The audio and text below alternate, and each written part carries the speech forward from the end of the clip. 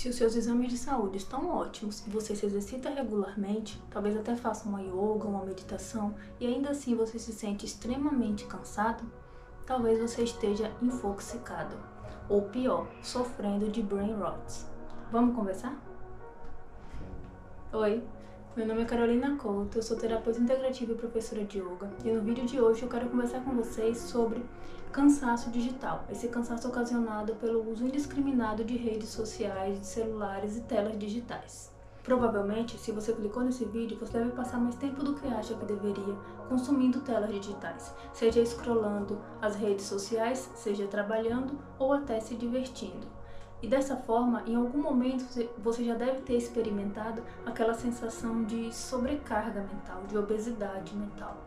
Após longas horas consumindo conteúdos, você sente que não cabe mais nenhuma informaçãozinha no seu cérebro. E trata-se de um assunto com tanta relevância que a Universidade de Oxford, juntamente com outras instituições de renomes e dicionários, escolheram para o ano de 2024 a palavra brain rot, que literalmente significa cérebro podre, mas está sendo usado como apodrecimento cerebral.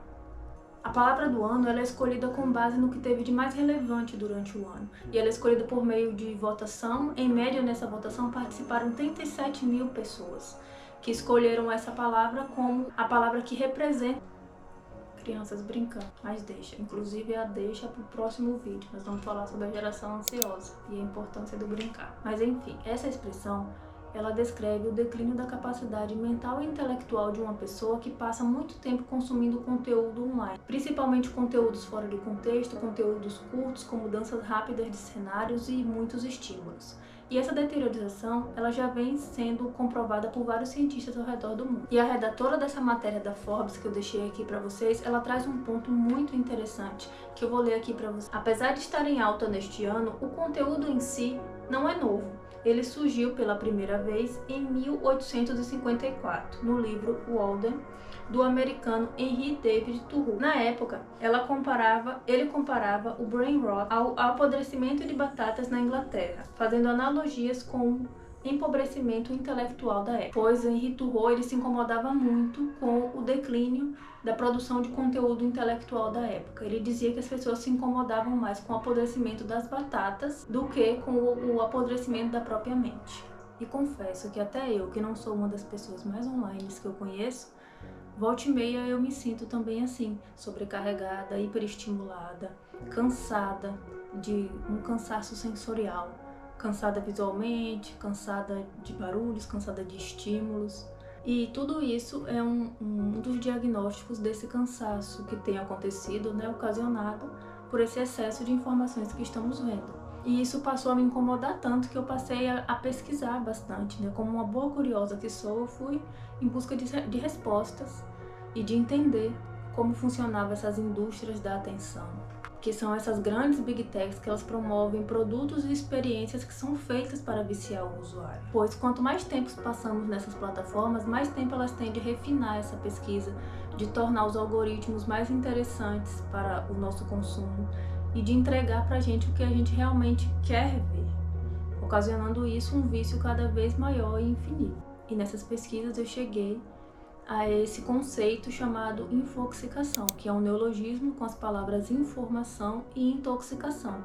E ele foi cunhado por um espanhol chamado Afonso Cornella na década de 90, e ele muito bem descreve esse sentimento de excesso de informações com o qual nós estamos lidando no dia de hoje. E a partir daqui, nós começamos a perceber que esse excesso de informação ele incomoda até pessoas que viveram antes da internet, antes das redes sociais e dos celulares, como o próprio Henry Thoreau, como o próprio Afonso Cornella, como eu citei anteriormente, e como esse carinha aqui, chamado Hugo Gernsback. Ele foi um escritor e inventor, e que ele se incomodou tanto a ponto dele criar uma engenhoca de madeira chamada o isolador. Vou pôr uma imagem aqui para vocês verem, que era uma engenhoca de madeira com apenas 2 orifícios em que ele conseguia enxergar, e ele pôs ainda uma lente que limitasse ainda mais o seu campo visual. E essa engenhoca de madeira era ligada a um cilindro de oxigênio, sendo a única forma que ele tinha de respirar dentro dessa capa de madeira, dessa máscara de madeira que ele criou. Então você se pergunta, o que incomodaria tanto uma pessoa a ponto dela criar uma máscara anti-estímulos que poderia colocar em jogo até a sua própria vida? Dizem que ele sentia-se incomodado pelas carroças e charretes que passavam na sua região.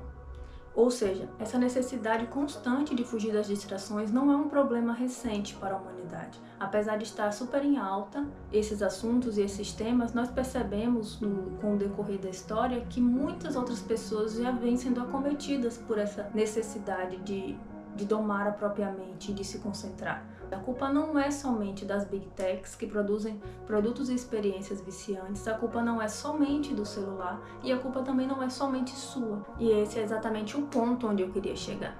A natureza da mente humana, ela é dispersa. E vários textos budistas já retratam isso. Os budistas, eles se debruçam sobre os comportamentos humanos há muitos séculos e nós encontramos nos seus textos os mesmos medos, as mesmas ansiedades e as mesmas aversões que nós vivemos no dia de hoje. E tem um monge chamado Mingyur Rinpoche, em que ele cunhou essa natureza da mente que opera desenfreadamente como monkey mind, ou seja, mente macaco.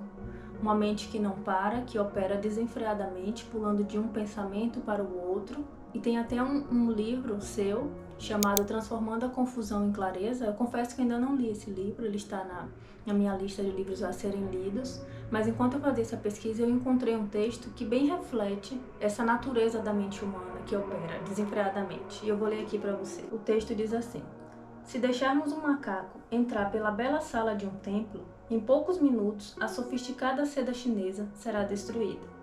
As tigelas de água serão atiradas ao chão, as almofadas rasgadas e tudo ficará de pernas para o ar, enquanto o macaco pula de um objeto para o outro. Essa pode não ser uma imagem muito bonita, mas é como a nossa mente tende a funcionar. Nunca descansa, vai de um objeto para outro, bagunçando as coisas e correndo daqui para lá. Quando nos dedicamos atentamente ao trabalho físico e mental, como quando construímos uma casa ou nos preparamos para um exame, ou até fazemos nosso imposto de renda, nós guardamos o macaco atrás da porta. Porém, se temos muito tempo livre, o macaco toma o controle. O macaco não suporta ficar sem trabalho, portanto, para se manter ocupado, ele mantém a mente girando. Então você está entendendo o cenário que vai se formando? Se a natureza da mente humana ela é naturalmente dispersa, ela está sempre tendendo ao tédio e está sempre em busca de novos estímulos, com esse estilo de vida que nós estamos vivendo, o que nós estamos fazendo é dando substrato para essa mente macaco, para que ela fique cada dia mais entediável, mais em busca de novos estímulos e mais ansiosa. E o que era para ser apenas um macaquinho maligno, travesso, que apronta aqui, mas que é facilmente domesticável, vai ganhando forma, vai ficando cada dia mais forte, vai se tornando um gorila, um orangotango. Quantas das vezes você não pensa assim, não, agora eu vou sentar e vou estudar. E você não consegue domar a sua própria mente. E você fala, vou sentar e vou estudar. E a sua mente diz, não, agora eu vou sair das redes, vou ter um tempo de qualidade com as pessoas que eu amo, vou querer fazer alguma coisa, e a sua mente diz, não raro. Nós ouvimos várias pessoas reclamarem que elas não conseguem domar a própria mente, que não conseguem ter um hobby manual, passar um tempo longe das telas, ou até desarmar uma crise de ansiedade. Tá, mas e como então a gente faz para viver em uma sociedade que funciona a partir da internet, mas que essa internet opera em nós um ritmo de vida que não é nada condizente com os nossos movimentos internos? E é justamente o que diz o autor desse livro, O Irresistível, Adam Walter. E ele diz assim: Adam Walter, em seu livro, ele confirma que pouquíssimas coisas no mundo contemporâneo, da tecnologia ao transporte e ao comércio, acontecem devagar. E desse modo, o nosso cérebro opera de modo febril. E sabe o que é pior de tudo? É que muitas vezes a gente se sente uma ameba por não conseguir quebrar esse padrão. Mas como até diz o Matheus Macedo, né, não adianta ser o meditante dos Himalaias ou a yogini de Rishikesh. Se você tiver acesso desenfreado às redes sociais, você vai se viciar. E um próprio especialista em ética de design desse livro aqui, ele traz um ponto também muito interessante, que é esse aqui. E é exatamente o que afirma Tristan Harris, especialista em ética em design. O problema não é a falta de vontade das pessoas. A questão é que existem 1000 profissionais do outro lado da tela cujo trabalho é derrubar as barreiras de autocontrole. As pessoas que criam e refinam a tecnologia, os jogos e as experiências interativas são muito boas no que fazem. Elas realizam milhões de testes com milhões de usuários para aprender os ajustes que funcionam, as cores, os fundos de tela, as fontes tipográficas, efeitos sonoros que maximizam o envolvimento e minimizam a frustração. À medida que se desenvolve, a experiência se torna irresistível, com um potencial destruidor da experiência que foi outrora. Esses empreendedores afirmam que as ferramentas que promovem, elas são projetadas para serem irresistíveis. Elas vão capturar usuários de maneiras indiscriminadas. Não existe uma linha separando um viciado do restante de nós. Estamos todos a um passo, seja um produto ou uma experiência, de desenvolver os nossos próprios vícios. Então você percebe que, ao que tudo indica, a culpa não é somente dos celulares, das big techs, da internet. O que nós estamos vivendo, na verdade, é uma grandíssima crise de discernimento. Porque quando se trata de redes sociais, a gente não consegue discernir e agir conforme esse discernimento. Muitas vezes a gente sabe que deveria estar fazendo outra coisa, correndo atrás de algum projeto ou fazendo algo que nós desejamos, mas a coisa é tão bem pensada que a gente acaba não conseguindo quebrar esse padrão. Quantas já não foram as vezes em que nós desperdiçamos o pouco tempo que nós temos assistindo conteúdos que não nos aproximam em nada da vida que nós desejamos? Então, o que aparenta é que o que nós temos que fazer a partir daqui é aprender a administrar o nosso próprio tempo, conforme o que é prioridade para nós. Tem até um experimento muito interessante, que é um experimento social, em que um moço, ele pede, o palestrante no caso, ele pede para uma pessoa da plateia ela arrumar dentro de uma caixa de vidro pedras grandes, pedras pequenas e areia. Se eu achar um trechinho desse experimento sem direitos autorais, eu vou deixar aqui para vocês verem.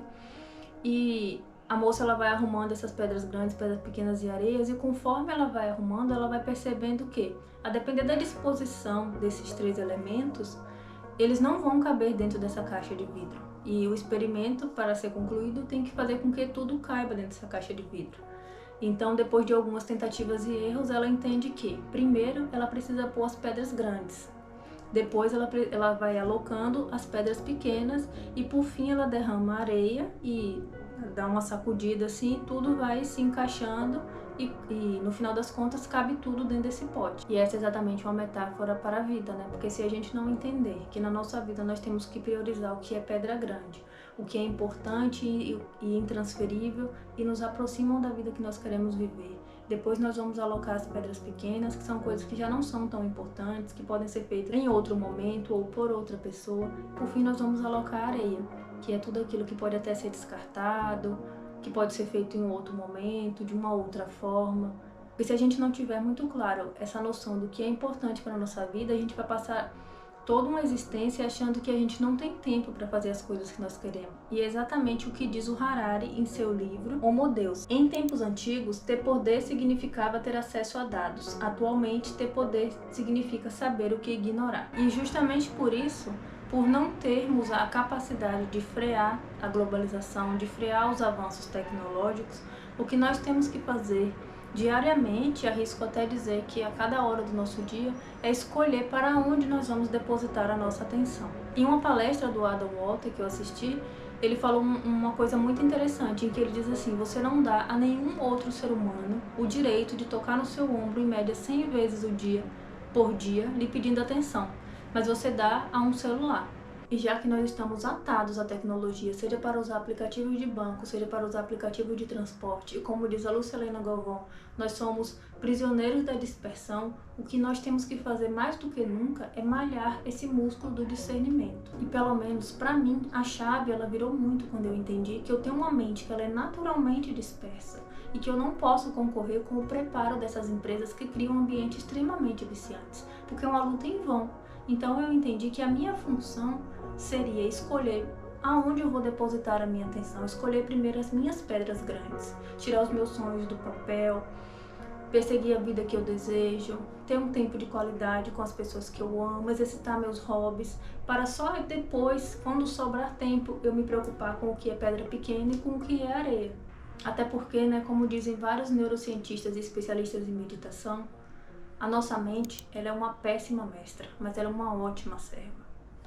E eu sei que não é fácil, dói, demora e dá trabalho, como dizem, mas é uma escolha diária de quem deseja continuar pertencendo à sociedade, ao meio social em que está inserido, porque eu não acredito em uma ruptura total com o meio do qual estamos, pois talvez não seja saudável para as nossas relações e até para as nossas próprias emoções. Mas eu acredito que é isso, já falei demais. Espero que tenha feito sentido para você, espero que ao menos eu consiga fazer você questionar para onde você está canalizando a sua atenção, se você está olhando para as suas pedras grandes, para o que é importante na sua vida.